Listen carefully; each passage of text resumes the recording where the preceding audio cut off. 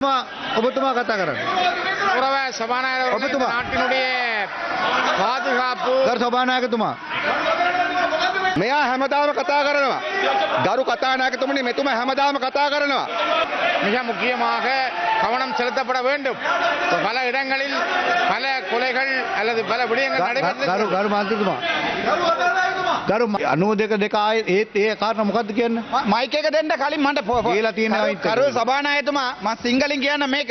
මම විනාඩි 20 තප්පර 20ක් අහනකොට මාව එළියට දැම්මා. දැන් බලන්නකෝ කොච්චර වෙලා කියලා තියෙනවද කියලා. ගරු මන්ත්‍රීතුමා පොයින්ට් ඔෆ් ඕඩර් ගන්න. ගරු තුමාට පොයින්ට් ඔෆ් ඕඩර් එකක් නැහැ. එතුමා ඉඳ ගන්න ඕන. ඔබතුමා ඉඳ ගන්න. ඔබ ගරු සීතරන් මන්ත්‍රීතුමා ඔබතුමා කතා කරන්න. ගෞரவ சபாநாயகர் நாட்டினுடைய பாதுகாப்பு ගරු සභානායකතුමා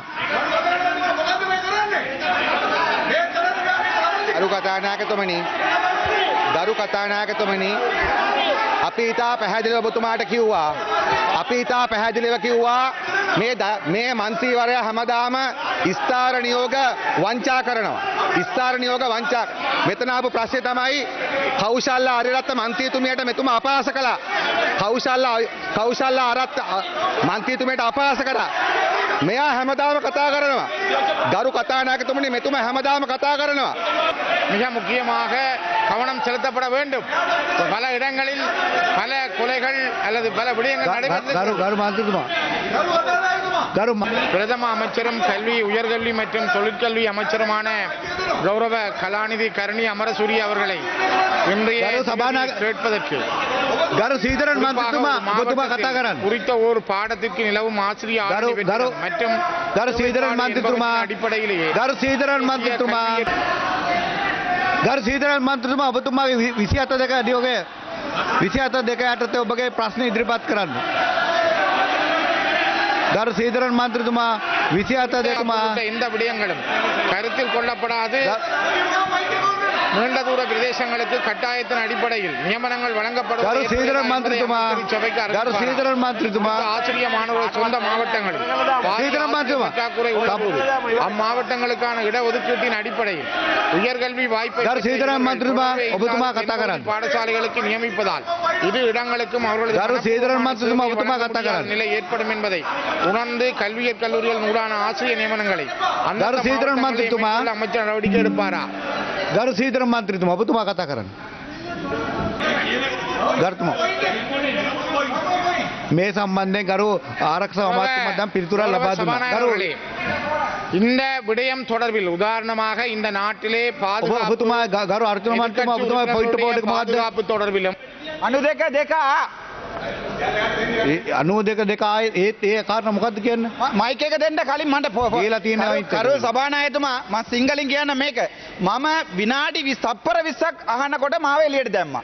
දැන් බලන්නකෝ කොච්චර වෙලා කියලා තියෙනවද කියලා. ගරු මන්ත්‍රීතුමා පොයින්ට් ඔෆ් ඕඩර් ගන්න. ගරු සීතරන් මන්ත්‍රීතුමා ඔබතුමා කතා කරන්න. கௌரவ சபாநாயகர் அவர்களே, ගරු සීතරන් මන්ත්‍රීතුමා ඔබතුමා කතා කරන්න. இந்த நாட்டினுடைய பாதுகாப்பு தொடர்பில் குறிப்பாக எதிர்க்கட்சி உறுப்பினர்கள் முன்வைத்திருக்கிற அவர்களுடைய பாதுகாப்பு ගරු தொடர்பில் සීතරන් මන්ත්‍රීතුමා எங்களுடைய கருத்தையும் நாங்கள் பதிவு செய்ய விரும்புகிறோம். குறிப்பாக நாட்டில் இருக்கின்ற பல எதிர்க்கட்சி பாராளுமன்ற உறுப்பினர்களுக்கான பாதுகாப்புக்கான அச்சுறுத்தல்கள் உண்டு.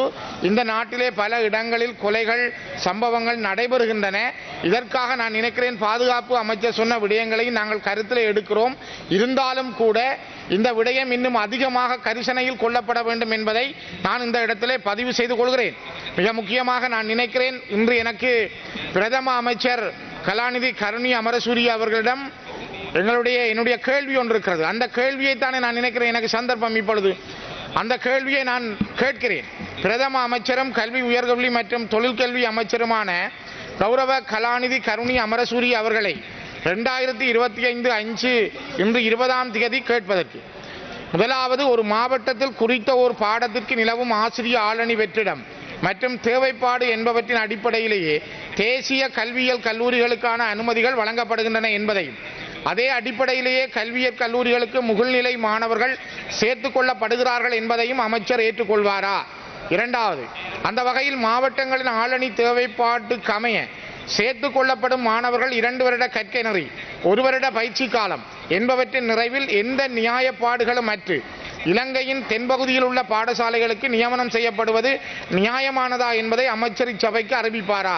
மூன்றாவது, குறித்த நியமனங்களின் போது அந்த மாணவர்களின் குடும்ப நிலைமை, பொருளாதார நிலைமை, போக்குவரத்து, தங்குமிடம், தனிமனித பாதுகாப்பு உள்ளிட்ட எந்த விடயங்களும் கருத்தில் கொள்ளப்படாது நீண்ட தூர பிரதேசங்களுக்கு கட்டாயத்தின் அடிப்படையில் நியமனங்கள் வழங்கப்படுவது ஏற்புடையதா என்பதை அமைச்சர் இச்சபைக்கு அறிவிப்பாரா?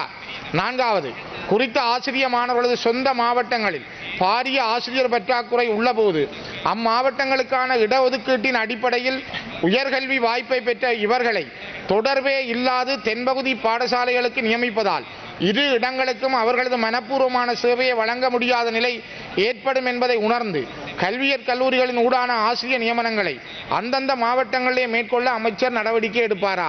மேற்படி கல்வி கலாசாலைகளிலிருந்து வெளியிடப்படும் வரும் இந்த பட்டதாரிகள் இறுதி ஆண்டு பரீட்சை சித்தி பெறும் விடயங்களுக்கு ஏற்ப இந்த ஆசிரியர் நியமனங்கள் வழங்கப்படுகின்றன. இவர்கள் மாவட்ட மாகாண அடிப்படையில் தெரிவு செய்யப்பட்டாலும் இவர்களை இடங்களுக்கு அனுப்பும் போது அந்த மாகாணங்களில் வெற்றிடங்கள் இல்லாவிட்டால் வேறு மாவட்டங்களுக்கு அனுப்பப்படுவார்கள்.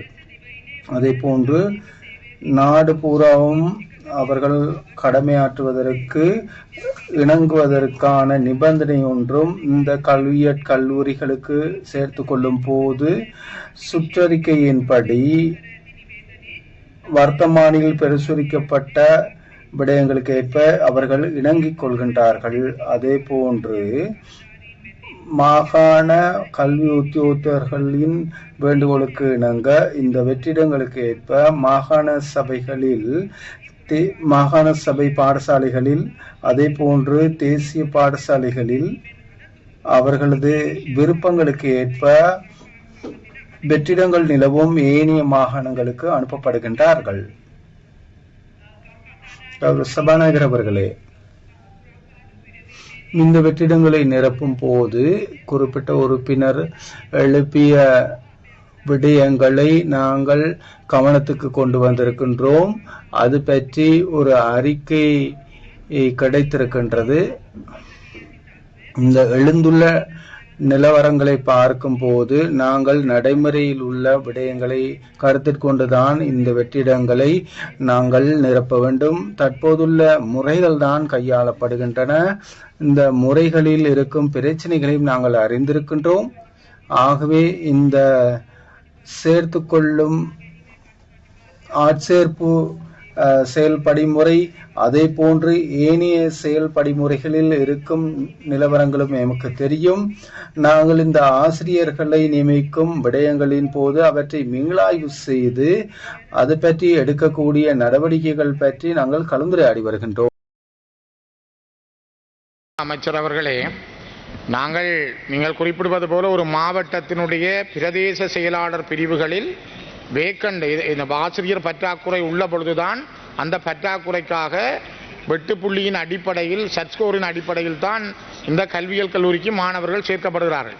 தங்களுடைய குடும்ப சுமைகளை கடந்து நோய்வாய்ப்பட்டிருக்கிற தாய் தந்தையரை கடந்து அவர்கள் கல்வியியல் கல்லூரியில் வந்து ஏதோ 3 ஆண்டுகள் கல்வியை முடிக்கிறார்கள். முடித்த பின்னர் அவர்களை யாழ்ப்பாணம் அல்லது கிளிநொச்சியிலேயோ வடக்கு கிழக்கில் இருக்கிறவர்களை களுத்துறைக்கோ தென்பகுதியில் இருக்கின்ற தூர இடங்களுக்கு நியமனம் செய்யப்படுகிற பொழுது அவர்கள் ஒரு 60,000 ரூபாய் சம்பளத்தோடு தங்களுக்கான இருப்பிடம், தங்களுக்கான போக்குவரத்து, அவர்களால் அதை சமாளிக்க கூட முடியாத அளவு நிலைமை இருக்கிறது. 8 ஆண்டுகள் அந்த இடத்தில் வேலை செய்ய வேண்டும் என்ற ஒரு கட்டாய நிபந்தனையும் உண்டு. ஒரு 2 ஆண்டுகள் வேலை செய்த பின்னர் அவருடைய சொந்த மாவட்டத்துக்கு போகலாம் என்ற ஒரு விதிமுறை இருந்தாலாவது பரவாயில்லை, அவர்கள் 2 ஆண்டுகளுக்கு பிற்பாடு தங்களுடைய மாவட்டத்துக்கு போகலாம். ஆனால் எடுக்கிற பொழுது அவர்களை இவ்வாறு எடுத்துவிட்டு இப்பொழுது அவர்கள் பரீட்சையிலே பெற்ற புள்ளி என்று அவர்களுக்கே தெரியாமல் அவர்களை மாற்றம் தயவு செய்து ஒரு மனிதாபிமான அடிப்படையில் பாருங்கள்.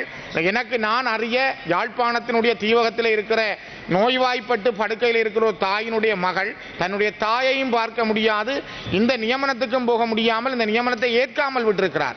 இப்படி பல பேர் இந்த வேலையை ஏற்காமல் விட்டிருக்கிறார்கள். ஆனால் கிளிநொச்சி, முல்லைத்தீவு, வவுனியா போன்ற மாவட்டங்களில் பல ஆசிரியர் வெற்றிடங்கள் உண்டு. இந்த வெற்றிடங்கள் நிரப்பப்படாமல் பலர் இங்கால் அனுப்பப்படுகிறார்கள். தயவு செய்து இதை நீங்கள் ஒரு அதிகமான கரிசனையோடு நோக்க வேண்டும் என்பதை நான் மீண்டும் பதிவு செய்கின்றேன். ගරු කතානායකව අපේ கௌரவ சபாநாயகர் அவர்களே, அதை நாங்கள் கவனத்தில் கொள்வோம். இதையும் நாங்கள் கூற வேண்டும். இந்த ஆட்சேர்ப்பானது 2020-22 ஆண்டுகளுக்கான ஆட்சேர்ப்பு தான் செய்யப்பட்டிருக்கின்றது.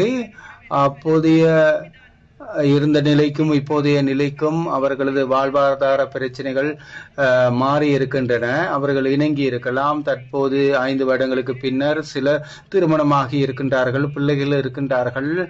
ஆனால் இங்கே ஆசிரியர்களது தேவைகளையும் அதே போன்று பாடசாலைகளின் தேவைகளையும் நாங்கள் கருத்தில் கொள்ள வேண்டி இருக்கின்றது.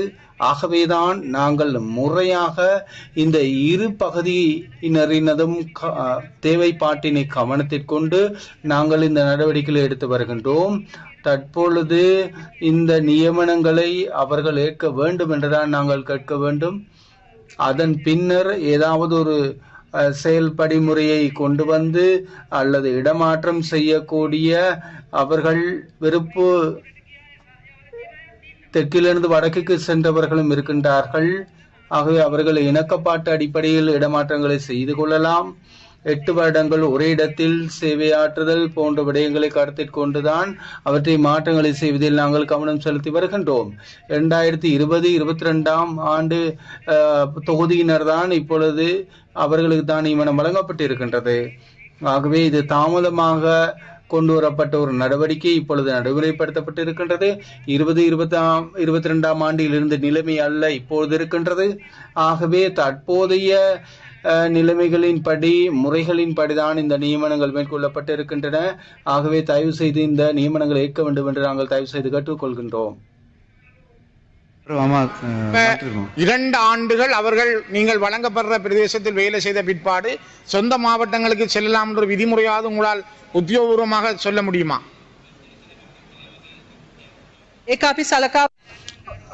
அதனை நாங்கள் ஆராய்ந்து பார்க்கின்றோம். இருக்கின்ற நிலவரங்களின்படி ஒவ்வொருவருக்கும் இருக்கக்கூடிய நிலைமைகள் வேறு. ஆகவே சில மேன்முறையீடுகளுக்கு நாங்கள் செய்மடுத்திருக்கின்றோம். சில மேன்முறையீடுகளை நாங்கள் கருத்தில் கொள்ள நடவடிக்கை எடுத்து வருகின்றோம். ஆனால் எதை செய்வதற்கும் இவர்கள் முதலாவதாக இந்த நியமனங்களை ஏற்க வேண்டும். நியமனங்களை ஏற்காமல் எங்களுக்கு எந்த நடவடிக்கையும் எடுக்க முடியாது.